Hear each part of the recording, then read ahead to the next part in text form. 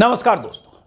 जो शख्स 8.5 सालों से देश की सत्ता पर काबिज है, उन्होंने इतने सालों में भी कभी प्रेस कॉन्फ्रेंस नहीं की, खुले में आकर मीडिया के सवालों का कभी सामना नहीं किया।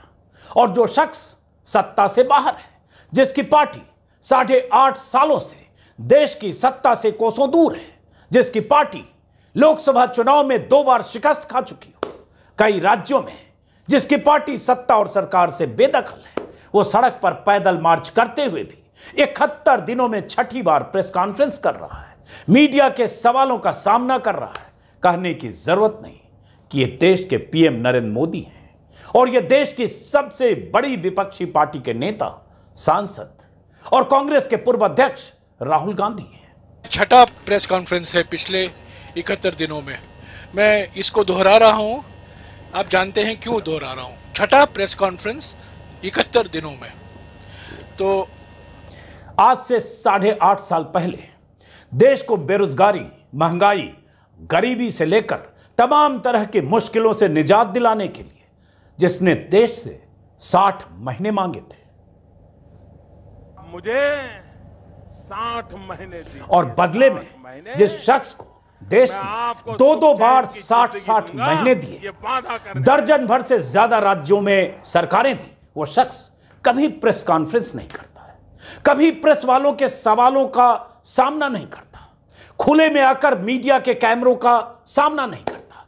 लेकिन जिस शख्स की पार्टी को देश की जनता ने देश से लेकर प्रदेश तक में खारिज किया, वो शख्स बार बार सवालों का यूं सामना कर रहा है। जिस शख्स पर सारे सवालों का जवाब देने की जिम्मेदारी थी, जिस शख्स के लिए सवालों की लंबी फेहरिस्त है, जिस शख्स ने देश की जनता के सामने वायदों की मीनार खड़ी कर दी है, वो शख्स कभी प्रेस कॉन्फ्रेंस करके कैमरों के सामने हाजिर नहीं होता है। कहने की जरूरत नहीं कि वो पीएम मोदी हैं। भारत जोड़ो यात्रा पर निकले राहुल गांधी आज महाराष्ट्र के अकोला में थे। 40 मिनट तक मीडिया के सवालों का जवाब देते रहे। पता नहीं किसी चैनल पर यह दिखा या नहीं, मैंने तो YouTube पर देखा भी और सुना भी। राहुल गांधी पहले भी मीडिया के सामने एक तरह से कह चुके हैं कि हमसे जो पूछना है पूछ लो, लेकिन एक बार उनसे पूछने का मौका मिले तो बताना जरूर। कुछ दिन पहले ही कहा था Rahul. Sir, one second. See, you are so lucky. Kannada. You are so lucky. This is a Congress. Sir, You're so lucky. This is a Congress press conference, because all this, I want a question. BJP press conference में ये allow नहीं होता है. There will be only one guy. He'll be asking all the questions. BJP के नेता press conference करते ही नहीं है। नहीं, वो नेता नहीं करते, बट उनका कोई ना कोई तो करता है। ಸರ್ ಈಗ ಕನ್ನಡದಲ್ಲೇ ಕೇಳ್ತೀನಿ ನಾನು। ಸರ್ ನನ್ನ ಹೆಸರು ಆಕಾಶ್ ಅಂತ। राहुल गांधी को आज प्रेस कॉन्फ्रेंस करते देखकर एक सवाल मन में फिर उठा कि आखिर इतने ताकतवर नेता मोदी, जिनके सामने दर्जनों चैनलों के मालिक और संपादक ऐसे ही दंडवत अवस्था में रहते हैं, दर्जनों एंकर तो पादुका पूजक की श्रेणी में पहुंच चुके हैं, तो फिर उन्हें प्रेस कॉन्फ्रेंस करने में परेशानी क्या है? हुकूमत के शीर्ष पर 8.5 साल से बैठे मोदी भाषण कला में निपुण है, रैलियों में बड़ी बड़ी बातें करने में उन्हें महारत हासिल है, हजारों घंटों के भाषण देकर रिकॉर्ड बना चुके हैं। फिर राहुल गांधी की तरह खुले में आकर मीडिया का सामना क्यों नहीं करते? आखिर क्या वजह है? क्या लगता है आपको? कुछ समझ में आए तो कमेंट बॉक्स में जरूर बताइएगा, ताकि मुझे पता चले कि आप क्या सोचते हैं। न देश में, न विदेश में, न प्रदेश में कहीं मोदी प्रेस कॉन्फ्रेंस क्यों नहीं करते? जिनके कंधों पर दुनिया के सबसे बड़े लोकतंत्र की जिम्मेदारी हो और जिसकी पार्टी को जनता ने 2 बार अपार बहुमत से देश की बागडोर सौंपी हो, जिसके समर्थकों की तादाद के सामने विपक्ष की हैसियत बेहद कमजोर हो, वो नेता कभी मीडिया से संवाद क्यों नहीं करता? और अगर नहीं करता है तो मीडिया वाले कभी ये सवाल क्यों नहीं उठाते? जिन चैनलों के ऐसे रिपोर्टर राहुल गांधी की भारत जोड़ो यात्रा में जाकर खुद बहुत दूर खड़े होकर मिस्टर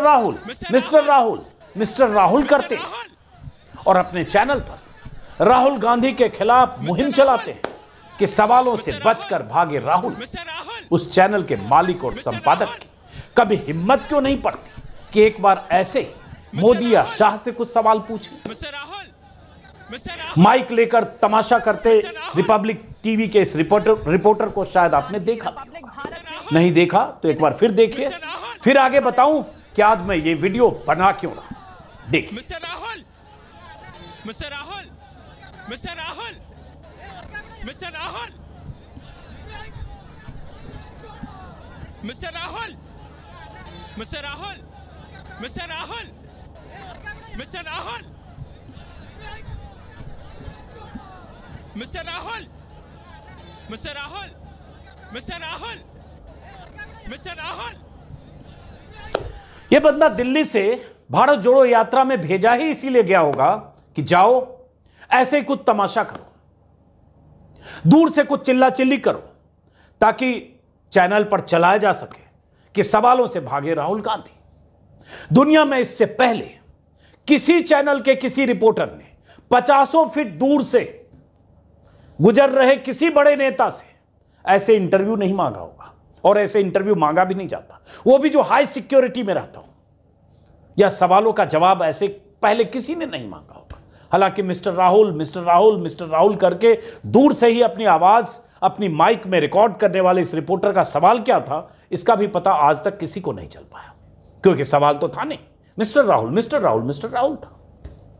क्या आज तक किसी ने हिम्मत की कि कहीं से भी मोदी और शाह अगर गुजर रहे हो, एक बार mister Modi, mister Modi, mister Modi, mister PM, mister Shah करके ऐसे सवाल पूछें और दौड़ें और कोई जरूरी सवाल पूछ लें? या क्या मोदी से कोई अपेक्षा रखता है कि वो किसी रिपोर्टर के ऐसे पीछे दौड़ने से रुक जाएंगे और सवालों का जवाब देने लगेंगे? या mister Modi, mister Modi, mister Modi बोलने के पहले रिपोर्टर महोदय का गला सूख जाएगा, हिम्मत जवाब दे देगी। रैलियों में, रोड शोज में या प्रचार वाले रंगारंग कार्यक्रम में बगल से गुजरते तो मोदी भी हैं। किसी ने ऐसे चीख कर या रोक कर या रोकने की कोशिश करके कोई सवाल पूछने की हिम्मत की है आज तक बीते 8.5 सालों में?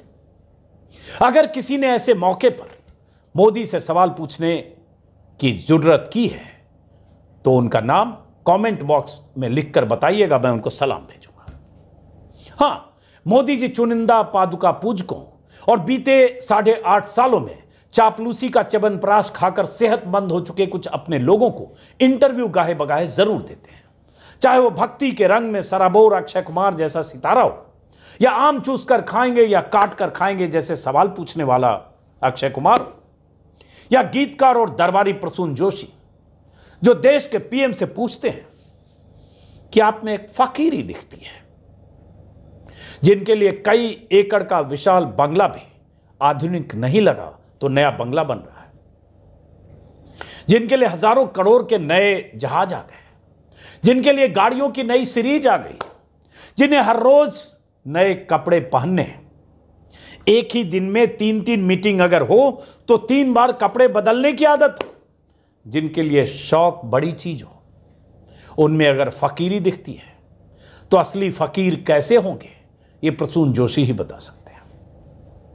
मोदी जी से इंटरव्यू में सवाल तो उनकी ऊर्जा को लेकर, उनके नहीं थकने को लेकर, उनके नहीं सोने को लेकर, उनके लगातार देश के लिए काम करने को लेकर और ऐसे तमाम सवाल पूछे गए। कभी कोई काम की बात पूछी भी गई तो सवालों में चापलूसी का ऐसा मक्खन लिपटा था ताकि सवालों की धार कुंद हो जाए और मोदी जी को बुरा न लगे और पहले से तय जवाब देकर वो फारिग हो जाए। और इसे मोदी जी से पूछा तो यह भी गया था कि आप टॉनिक कौन सा लेते हैं। मोदी इंटरव्यू भी ऐसे ही पत्रकारों को देना चाहते हैं जो उनकी रहनुमाई पर फिदा हो, सोशल मीडिया पर आए दिन उनकी शान में कसीदे पढ़ते हो, फॉलो बैक का प्रसाद पाने के लिए मोदी जी को टैग कर करके चापलूसी के रिकॉर्ड बनाते हो, मोदी जी के सामने कैमरा और लाइट सजाकर जो तुमको हो पसंद वही बात करेंगे जैसे गाना भले न गाते हो, सवाल वैसे ही पूछते हो। मोदी जी को ऐसे ही पत्रकार पसंद है, बिल्कुल एकदम मॉडिफाइड। पूछा था ना करण थापर ने सवाल सालों पहले शायद 2007 के चुनाव के पहले। इतने नाराज हुए मोदी कि जवाब देना छोड़ पानी पीने लगे और दोस्ती बनी रहे कि नसीहत देकर कैमरे के सामने से माइक हटाकर उठ गए। करण थापर हक्के बक्के रोकने की कोशिश करते रह गए। यह इंटरव्यू यूट्यूब पर मौजूद है, चाहे तो जाकर देख लीजिए। कीवर्ड डालिएगा करण थापर मोदी, वीडियो दिख जाएगा। देखकर आपको अंदाजा लग जाएगा कि मोदी जी किस तरह के इंटरव्यू देते हैं और किस तरह के इंटरव्यू के दौरान पानी पीकर दोस्ती बनी रहे जैसा समापन संदेश देते हैं। उन्हीं दिनों एनडीटीवी के एक पत्रकार विजय त्रिवेदी ने भी चार्टर्ड प्लेन से गुजरात चुनाव प्रचार के लिए जाते मोदी से गुजरात दंगों से जुड़े कुछ ऐसे ही सवाल पूछे थे। मोदी जी इतने नाराज हुए कि सवालों के दौरान चुप्पी तो साधी, पानी भी पिया और बीच यात्रा में रिपोर्टर को उतारकर अगली सभा के लिए रवाना हुआ। पहला तो शुक्रिया नरेंद्र मोदी का कि उन्होंने नाराजगी के बावजूद ये वीडियो भी मुझे हेलीकॉप्टर यूट्यूब पर मौजूद है। आसमान में नहीं उतारा।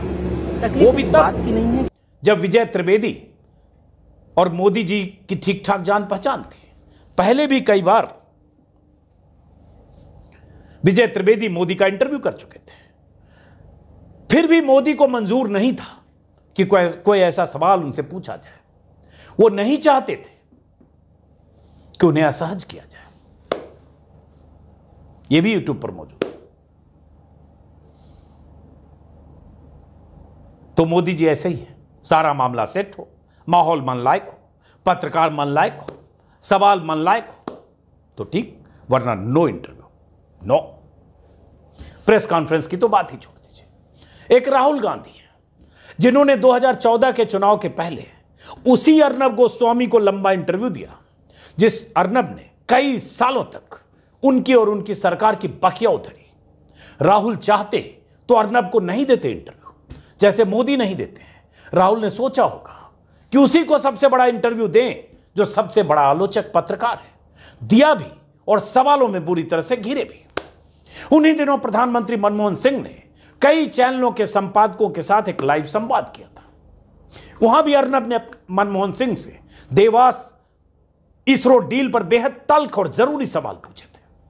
जरूरी इसलिए मैं कह रहा हूं और जरूरी पर इसलिए जोर दे रहा हूं क्योंकि मैं मानता हूं कि सवाल सबसे अधिक सत्ता से पूछे जाने चाहिए।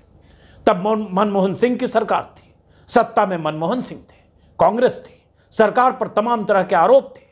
तो अर्नब ने पूछा और सही पूछा। मनमोहन सिंह ने पूरी संजीदगी से सुना और जो उन्हें जवाब में कहना था कहा। अब उनका जवाब सही था या नहीं, मुद्दा यह नहीं है। कन्विंसिंग था या नहीं, मुद्दा यह नहीं है। मुद्दा यह है कि सरकार की साख पर गंभीर सवाल थे। सरकार का मुखिया उन सवालों का सामना करने के लिए कैमरे के सामने बैठा था। सरकारी चैनल डीडी समेत दर्जनों चैनलों पर सब कुछ लाइव था। मनमोहन सिंह और उनके मीडिया मैनेजरों को यह पता होगा कि अर्नब गोस्वामी किस तेवर के साथ सवाल पूछ सकता है। फिर भी सवाल और जवाब ऑन कैमरा हुआ। कभी मोदी कर सकते हैं ऐसा? करके तो देखें एक बार।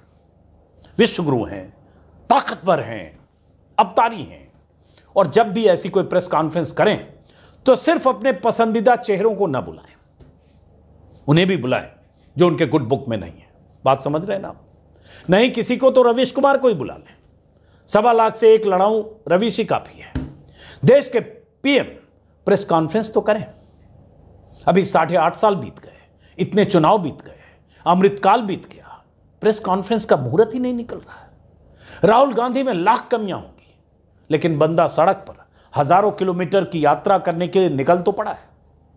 हर रोज सैकड़ों लोगों से मिलता है, बातें करता है। हर उम्र के लोगों के बीच सहज भाव से बिना किसी बनावटीपन के कुछ कदम चलता है, कैमरे पर दिखता है, थोड़े थोड़े दिनों पर मीडिया से संवाद करता है, सवालों के जवाब तो देता है।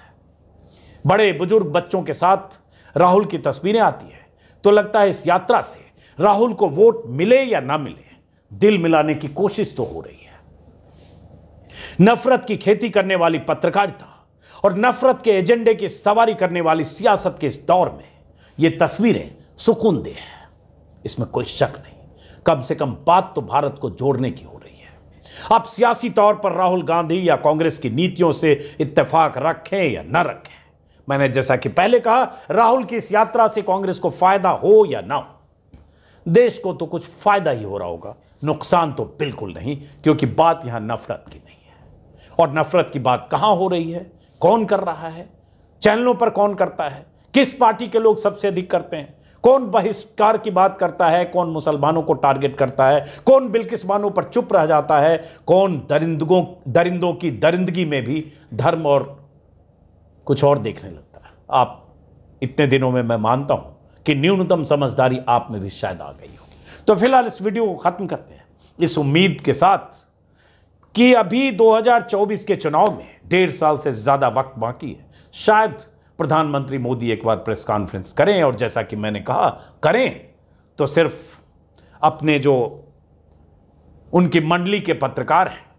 जो थकते क्यों नहीं हैं जैसे सवाल पूछते हैं, उनके अलावा भी कुछ लोगों को जरूर बुलाएं। एक नाम तो मैंने भी सुझाया। फिलहाल इस वीडियो को खत्म कर, और अगर वो ऐसे लोगों को नहीं बुलाया जैसे अर्नब को मनमोहन सिंह ने बुलाया, तो उस प्रेस कॉन्फ्रेंस का मतलब नहीं होगा। फिलहाल इस वीडियो को खत्म करते हैं, फिर मुलाकात होगी। नमस्कार।